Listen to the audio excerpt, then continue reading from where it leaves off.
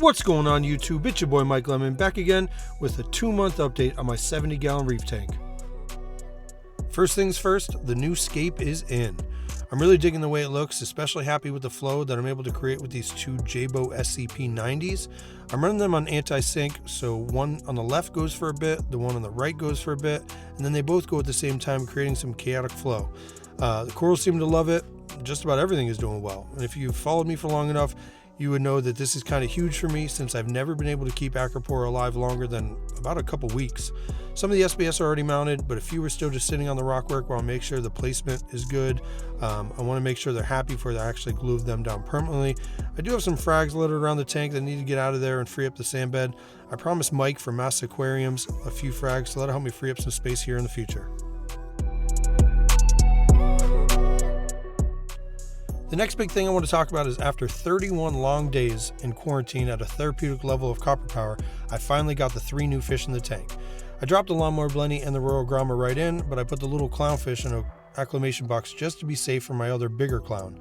Surprisingly, the lawnmower blenny is out exploring the tank, pecking at the glass, which is good to see, but the royal gromma kind of hid in the back corner in a hole, so hopefully he comes out soon. This morning I actually decided to take the little clown out of the acclimation box and put him right in. My current clown's never been that much of a bully, so I decided to do it. I gave it a shot and it worked out fine. There was a quick little display of dominance from the bigger clown, but it ended fast and they're swimming together and acting as a pair.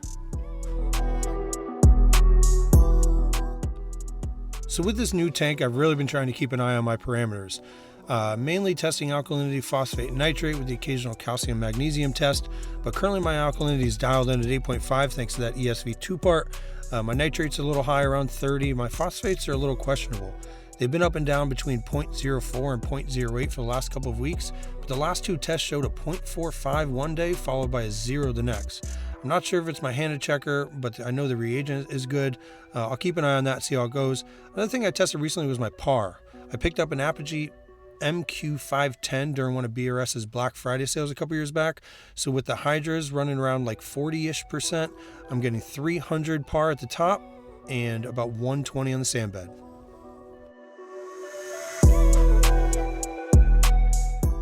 The one annoying thing in the tank right now is that I'm still dealing with dinos on the sand bed.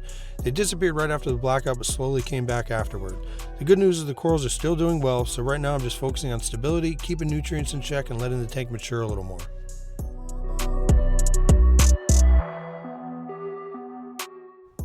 Now the last thing I wanted to mention is that I have an empty quarantine tank now.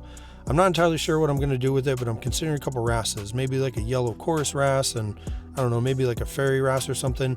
I definitely want to go with another round of peaceful fish before I potentially pick up that tiny biota yellow tang. But let me know what you guys think for smaller peaceful fish for the tank, because I'm definitely open for suggestions.